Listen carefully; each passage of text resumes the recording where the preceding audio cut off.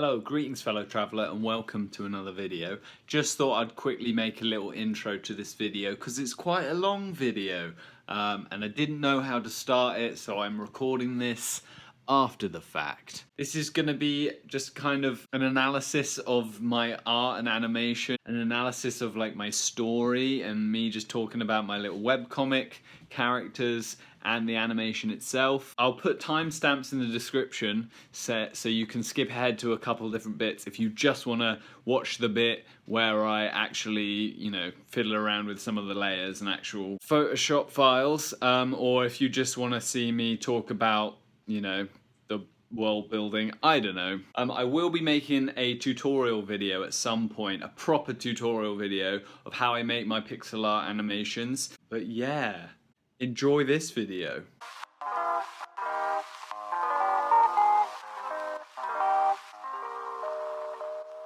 Shall we play it? Hey, how's it going? I've probably shoved an intro in the beginning, but let's just watch it together, shall we? And we'll talk about it. So here you go. This is the intro. I'm sure you've seen that I filmed this a while ago. Like I filmed me making that first shot ages ago. So it's kind of crazy rewatching this and knowing that like loads of these shots were done back in like July, August time of 2018, which is quite funny. But yeah, here they are, the adventurers. These characters are they're the most like Adventure Timey, I'd say, but also Tekken Kinkreety, which is an anime film that you should watch because it's probably my favorite and kind of a million times better than Hot Take Akira, which gets all the fame and all the attention. But Tekken Kinkreety is just about better in every way. Whoa, I didn't mean to just start this video with such... Actually, hang on, we'll just leave it playing for a while. So, yeah, sorry for being so controversial straight out the bat. It looks like this is cropped a little bit weirdly. There we go. Look at that. I can move things around on the fly. Yeah, so this animation, it took me a good long while. It was like 10 months from start to finish. I thought this video would just be a cool little thing to do, just to tell you a little bit more about, I don't know, more about the characters, more about my creative process, and more about, how I make animation. I don't know if I'll do any like cutaways to me showing you Photoshop and showing you the shots, the scenes, how it's actually made up, but maybe I will.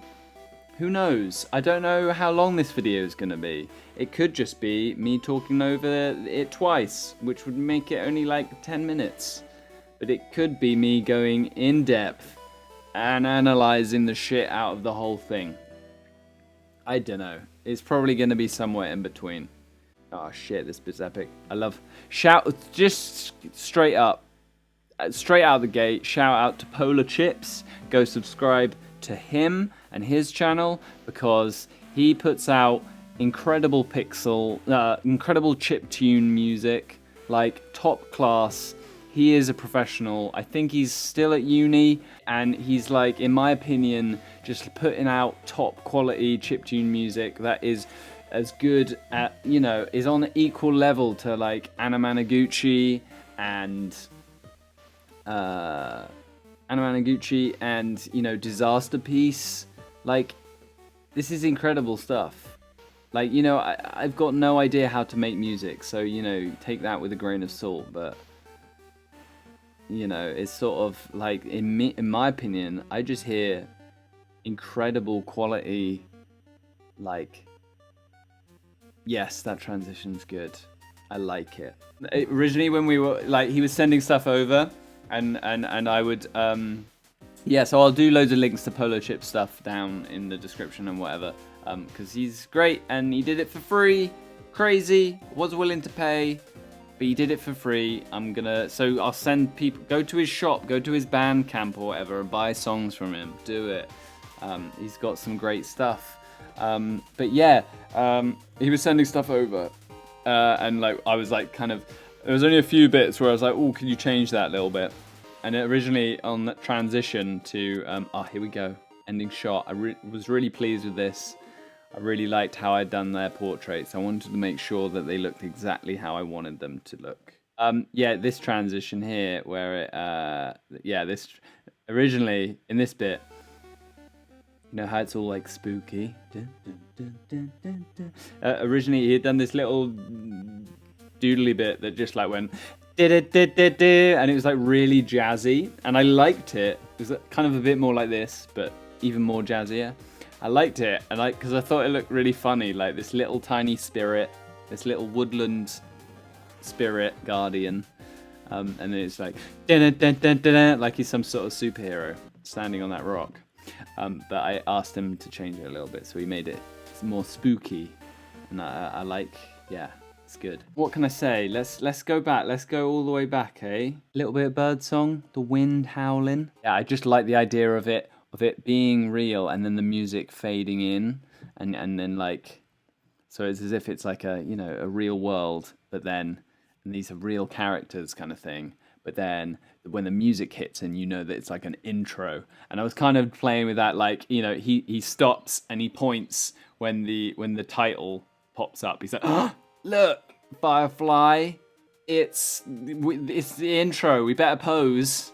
And that was the idea to that. And then I was like, that's it. That's how I want it to be. I wanted this animation to be like a laid out, like, introduction to all these characters. This is Blue and Firefly. These are like, yeah, super Adventure Timey, super Tekken Concrete-y. Like sort of, they're on their own living in a city, fantastical city. It's going to be very sort of, weird and wacky and wonderful with like spirits and creatures and people living together. But the idea is, they're like kind of, like in a similar way to Tekken Concrete, they're like orphans / they just live, the sort of thing I'm going for. I think their base is going to be a rundown like camper van that's on the roof of a building. They just sort of have a notice board thing, and like people just know them for helping out. That's how they get their income, their money. They go on adventures and they help people. And I'm like playing around with the whole Dungeons and Dragons idea of like, why do you go on a quest? Why do you go to a dungeon? What's the point? Oh shit, you found out there's a dragon living in that cave? Why are you going to see it? Are you just going to go and it's going to be an evil dragon and you're going to slay it? No. What about if Blue has a scrapbook and he just loves, he's making a bestiary of all the creatures that he's found because he loves animals. So he wants to go to that dragon's lair just to take a little picture and then put it in his scrapbook. Because my idea would be that like there's 6 characters, well 7 if you count them individually, but the adventurers come as a duo. So there's like 6 characters. So each one would be a book, and each one sort of shows a little segment of what they're doing at the time. And then if I release 6 books, 6 stories, from then on, each book that comes out would have like an overlapping thing. So maybe in the next book, it would star 2 characters and it'd be half and half. Or like maybe 2 books would come out and they would, you would see the events from 2 different perspectives. If like, I don't know, something fell from the sky, 2 different characters would see it and react differently and have different stories. I'm rambling on. I really should just talk about how this was made, wouldn't it? I'll start off with laying out, my story ideas, and then I'll go in depth with my analysis of like how I actually made the thing. So here's one of the only other sound effects that I sort of asked PolarChips to put in.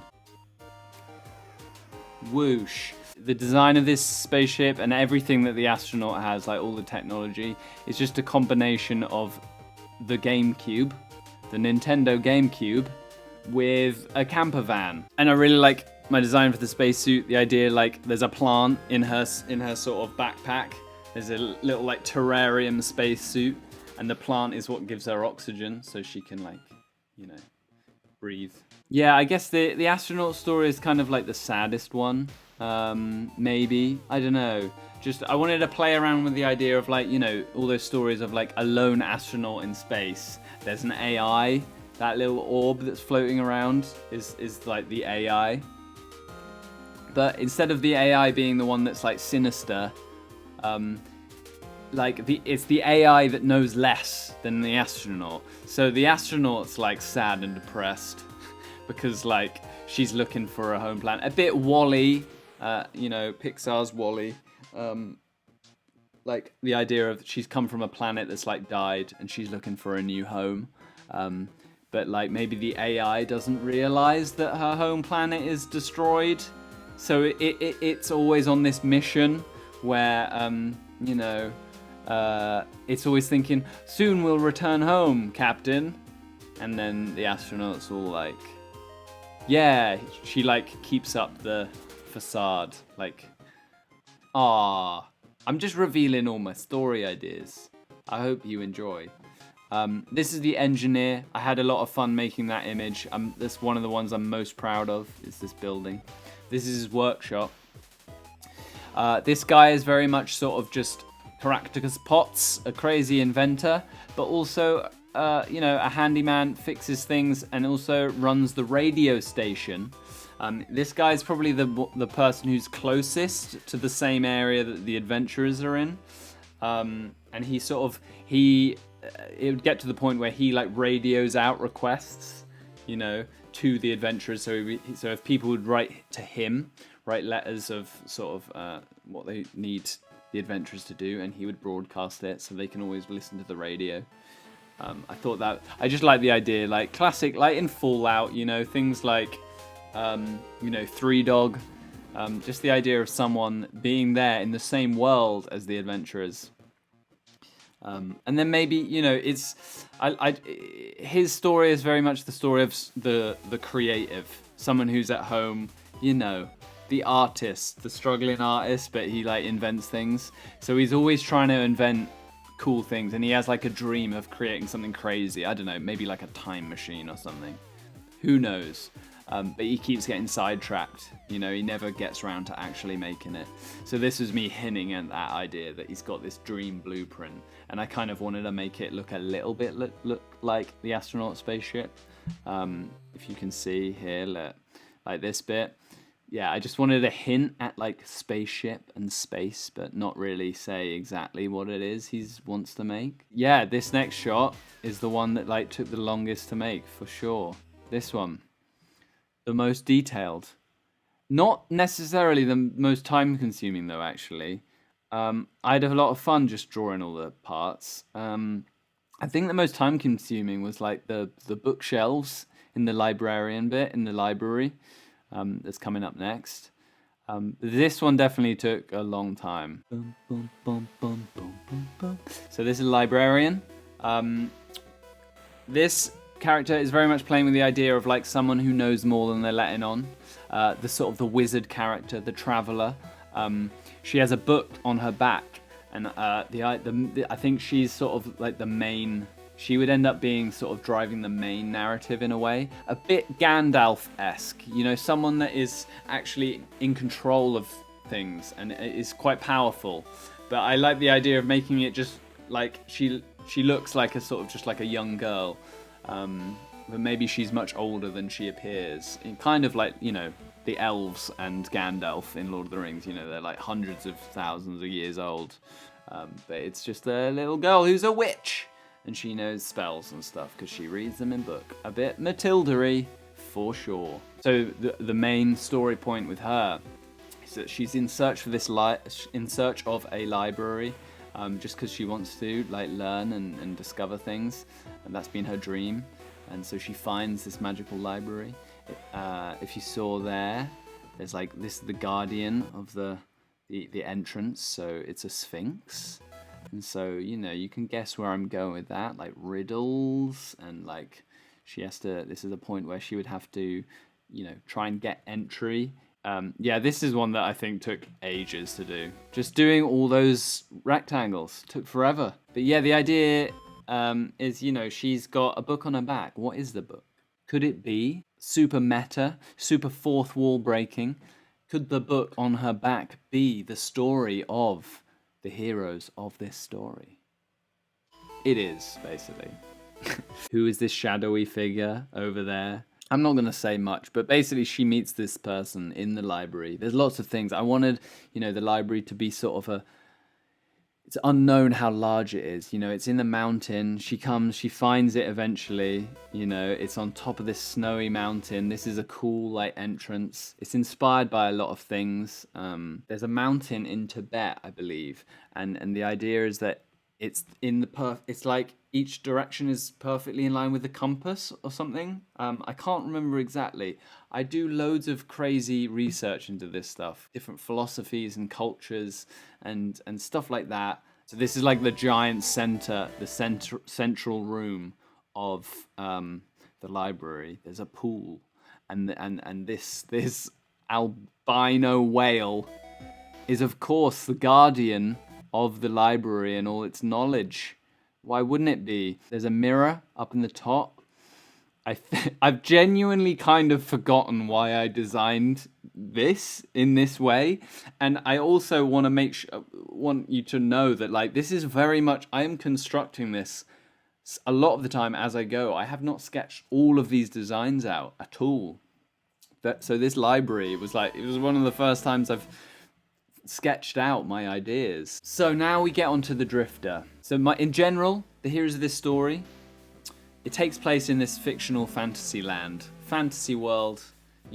It's not Earth. However, the Drifter is a character who is on Earth. This is sort of my vision, I guess the post-apocalyptic vision, but it's in some ways linked to the fantasy world.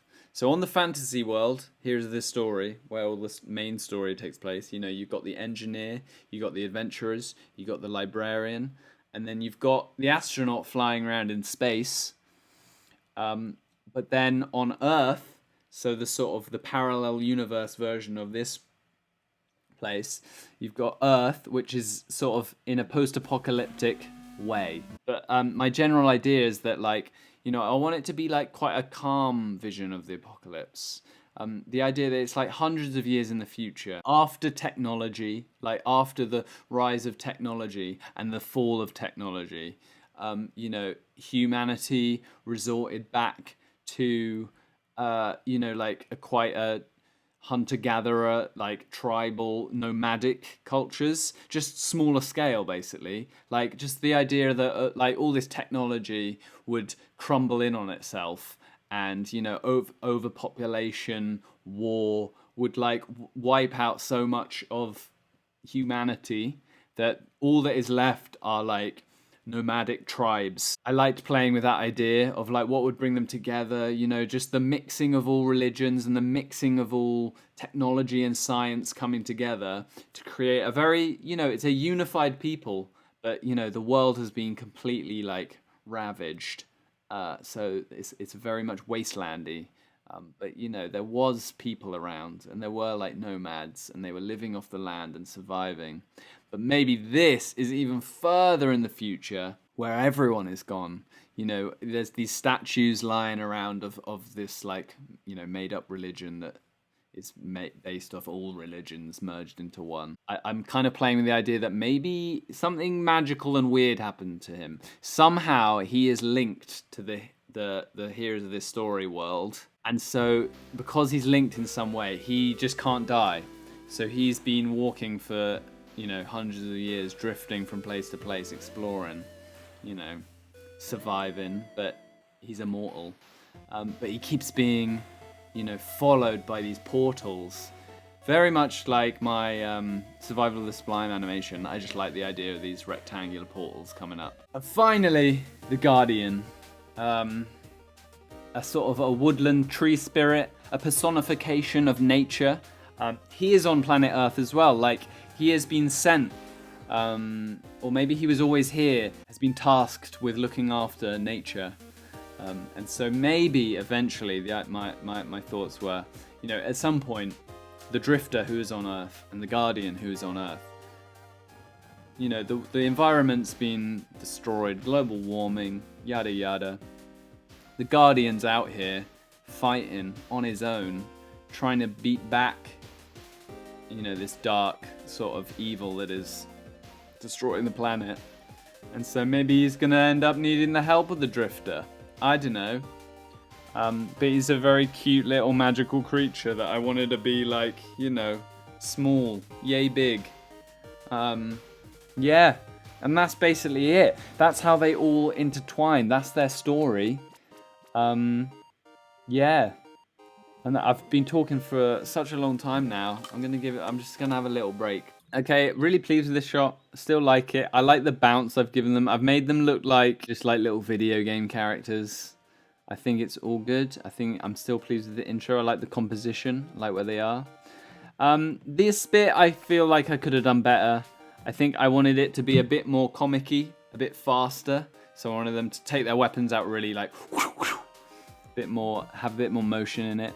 And I'm not totally pleased with how I've drawn them, but it's okay. So this idea of you know, like the film borders like coming down and the words coming across, you know, it was very much inspired by like, you know, comic characters and like Scott Pilgrim and stuff like that, where it's like entering the adventurers. That sort of whole thing took ages. There's so many layers. I kept reusing it and changing the colors, you know, like this one and then this one. I have to get the text. I moved it. So you see, like here, there's a blue box over it that I've just changed. So the writing's always there, but there's a layer in front. There's a blue box, and then I sort of move the blue box away, and that's what creates the sort of whoosh, dink, and then there's a little frame with the little sparkle. So any shot where there's a lot of movement, so especially with the Guardian at the end, where it's like he's running through the forest, and here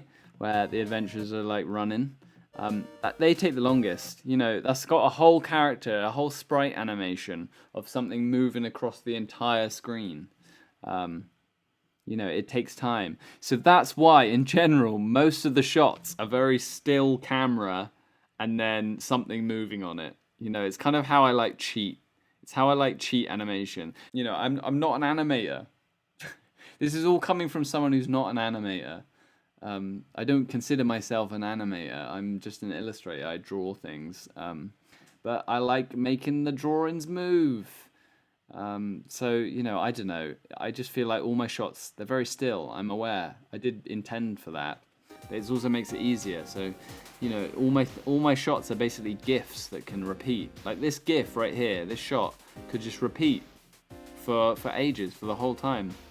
Whereas things like this can't. Because it would be weird if then it went back to the start. Do you know what I mean? If I were going to change anything, I would definitely do more detail in the background. I think this background's pretty simple, and I could have done with some more like mist or something. I don't know. But I like the water. I want to do another drawing of her with her baseball bat, and then it just says self-defense on the baseball bat. I'm really pleased with that transition, and this as well. I think this animation looks really cool. Less pleased with the stars. Zoom in. I try to do the Star Wars thing. My MacBook's low energy. There you go. It's plugged in now. Yeah, so I like the colors here, but it was hard, you know. Just doing that animation of someone watering, like with a watering can, was tricky. I wanted to make this. So on a ship, let's see. Let's just analyze the ship right here. Okay, so the idea of this ship is that, you know, it's very square, it's very big, it's kind of like a GameCube, it's kind of like a camper van. So what we got from left to right, you know, you got the engine. On her helmet and also on the ship is the idea that it has the little handle on the GameCube. So like she can pick up her helmet by a handle. So like there's this disc here, and then on this circle would be where there's a bar going to the other side, if that makes sense. Down here is an escape pod, like the pod that she would go in, a little cube, where she would go in and then like land on planets. I don't know, or like escape. Who knows? Escape pod. Then obviously we've got a cockpit right at the front. This is like where she's driving. It's cool. And then there's only like really two other rooms. So room here, this is like the lab where science is done. And then at the top, it's like a long room where there's a big old window at the top, and like she's got a futon bed, and like, you know, TV, stuff like that. So it's like lounge area, science lab, cockpit, escape pod, engine. That's all you need to know.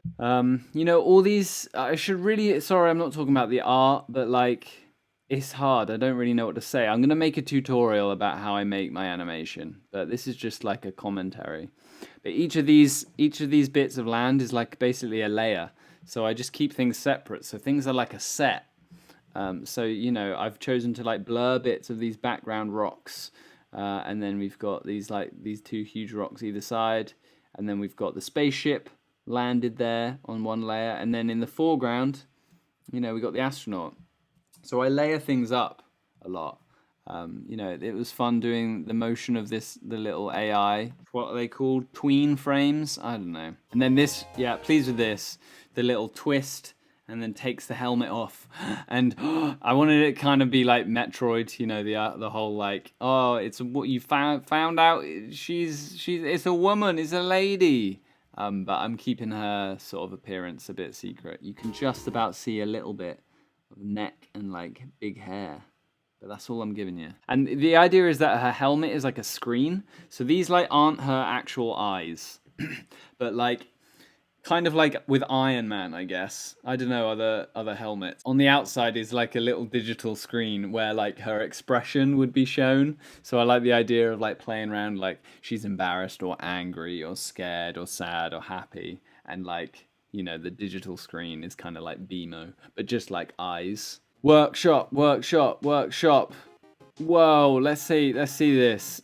So workshop, you know, we got the greenhouse, we got the wind turbine, we got the solar panels, we got pipes going every which way. We've got a weird garage, we've got a strange front door, we got windows every which way, and we've got a little a radio tower with his little radio station at the top. Yeah, I just like the idea of like the workshop is in the middle of nowhere. It's really run down. It's very uninviting. And he's plugged something in and it hasn't worked, whatever it was, because it's blown his wall to pieces. But there he is. So this took a while, you know, like, you know, I wanted to do the parallax thing where, you know, the foreground's going by whizzing past really fast. But I at least I like the movement of his little tuk-tuk that he's got. Yeah, this is a bit moody. This is the only bit where I think maybe the music doesn't 100% line up. But, you know, it's quite moody, but, you know, doesn't matter. I think, in general, the music is rad. Not totally pleased with how I drew his face here, but I like the idea of also him inspired by Yolandi from Diantwood, having loads of watches. So I like the idea that he's got all these clocks everywhere and watches on his wrists where they've all got different times, but he knows what they all mean. Let's stop. We're not even halfway. We're almost halfway. Shall we stop for a moment and shall we let's see. We're gonna open. Whoa, a peek behind the curtain. Let's have a look. So here's the shot that we're on. This is the actual file. You can see how small it is. So this is 400 pixels by 225. Let's see. Shall we? You can't see how many layers there are, unfortunately. I'll move me. Hang on. What are we up to? There's 47. Horrible, innit? Here's all the frames. You know, they're at 0.1 seconds. So it's 10 frames a second. So it looks like layer 32 and all the copies are just the animation of these planets dangling down from the ceiling. What do you know? Look, I could turn them off and on this layer. Layer 40 is that lighting. And this is me just drawing a layer, doing an overlay. What is it? It's multiply. It's on 79% opacity. I've blurred the edges. It's giving it a nice lighting effect. And then, oh yeah, so let's see. Here you go. So layer 23 is, look at that. Layer 23 is the character. And you've got 1, 2, 3, 4, 5, 6, 7, 8, 9, 10, 11, 12-ish layers, which are all the frames, all the sprites. And then, so for example, like this, the lava lamp thing, that'll be, you know, like 8 frames. Let's see. 1, 2. Oh, it's on every 0.2 seconds. So this is a 20. This is on 20 frames. So this is what I like to do. Sometimes it's easier when you lower the speed, but you can then change things. So some things can go slower by if you just make each 2 frames be 1 frame. You double up the frames basically. So 1, 2, 3, 4, 5, 6, 7, 8. 8. Yeah, thought so. 8 frames, that is, on repeat. Look at it go. Look at it go. Let's zoom right in there. Look at the pixels. Shit. Oh yeah, this bit was fun. I always liked in Character's Pots in Chitty Chitty Bang Bang. You know what I'm talking about? Chitty Chitty Bang Bang. The little egg machine. You know what they called? Rube Goldberg machines? I don't know. Just all the things that have like little connections and marble runs and things going around. But I've got one here and then it goes around and then it goes into that little hole. Who knows where it goes? Who knows what it does? But you've got my insight. You've got a little bit on how I made it. You got a little bit on my thoughts and ideas that went into it. I really hope you enjoyed this video. I'm gonna just go away after this video and sit down and not speak because I've been speaking for I don't know how long. Yeah, so I would have added more frames to the snow. I think the snowstorm wasn't great. Really pleased with the ear twitch of that Sphinx. That one looks a lot like The Hobbit, don't you think? That like open book. I like this as well. I think this transition works well. I wanted to add like maybe a little bit of dust when he steps. But couldn't be bothered. Yeah, I was also thinking of maybe changing that giant head statue. I don't think it works to like something like a pylon or like a boat in the desert or something. I don't know.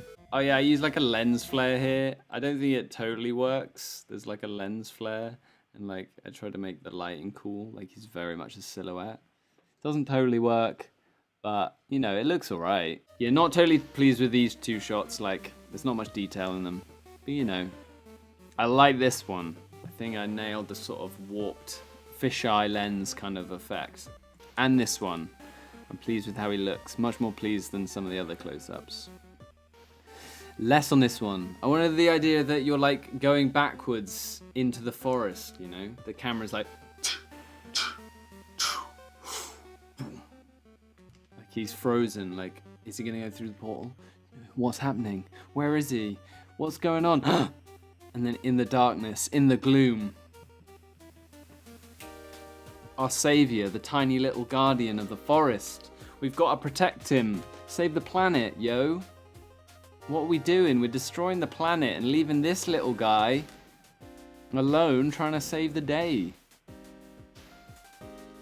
Oh, I really like this bit. Is very much, someone commented, but yeah, very much Totoro. If you've seen all like the little Totoro, like My Neighbor Totoro, the little white and the blue one like running along in the forest, 100%. I like these ones. I like playing with the lighting, the effect of him. He's jumped and he's gone over the light source. So there you go. Look at that. Whoa. I think that looks effective. I don't know. What do you think? This one, I'm not totally pleased with his run animation. Could be better. But I really like that jump. That jump I'm proud of. Didn't nail the run. I wanted him to be a bit more Naruto-y, but he looks a bit more like bloop, bloop. Yeah.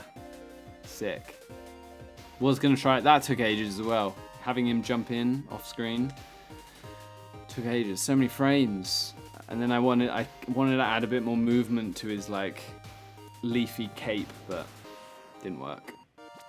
And then I made sure that I drew these, I made sure that I was 100% happy with these because I knew this was going to be the image. I like all the colors. I think it's great. It's a rainbow of people, And my idea would be like, if it was a TV show, if it was like a kid's cartoon, this would be the intro screen, and then almost like a video game character choosing, or a video game like fighting game where you choose your hero or something. You wouldn't know necessarily what episode you were going to get and where it was going to be set and who it would be following. But then at the start it would like go and select like this one. It's going to be a librarian episode, yay! Because you know, I think it was a kids program where that would happen. You know, it was like an old kids program where there was like a fake, almost like a fake screen where it had different things like, I don't know, the circle, the square, the triangle, and each had a different, I don't know, a different presenter, like making stupid faces, different story. One might be a cartoon, and the camera would go towards it, and then you were like, oh, where's it gonna go? Where's it gonna go? Oh, it's through the circle window, and then that would dictate what the episode is about. Oh boy, inspired by my childhood. So this one would be like, bleep, bleep, bleep, who are you going to play as? And you know, the idea of like kids being like, oh, I want to have an episode with the Drifter. I want to see more of the Drifter story. But also maybe this story is not totally for kids, you know, it's adventure timey. Here's this story. Boom. Done. Poncho Pilgrim. PolarChips. Thanks for watching. Keep a steady course. Subscribe for more. That's it. That's it, everyone. This was a really long video. If you watch this whole video, I'm thoroughly impressed. But that's a little insight into the Here's This Story, a little bit of insight into how I work. But genuinely, thanks for watching my little director's commentary of the making of the Here's This Story. Thanks for subscribing. Thanks for all your lovely comments. Thomas Turtle, Siffy Uchiha, Green Echo Man, Greg ZK, PolarChips, Harrison Snap, Dead Lamb, Nepeta, Director Toby, Remington Lewis, Greg ZK again, Ibrik Yaj, DL, Lee the First Gemini, Manan YT, Golomatic64, Fred Debiri, Deathtree, M2AX, Zed Amadeus, Guru Games, Carlos Fuentes, Llama Freak, Brad Wave, Matthew Drew, and Purple Boy. I know Matt, he's my mate, that's why I replied to his comment. Yeah, thanks for all the comments, and thanks to you. Look, even I've liked my own animation. Is that sad? I've liked my own animation. I think it's pretty sad, but I did. So thanks to the 117 others of you who liked it, and thanks for sharing, and thanks for watching this video. Stay tuned for more. I'm gonna go have a lie down. I'll see you soon.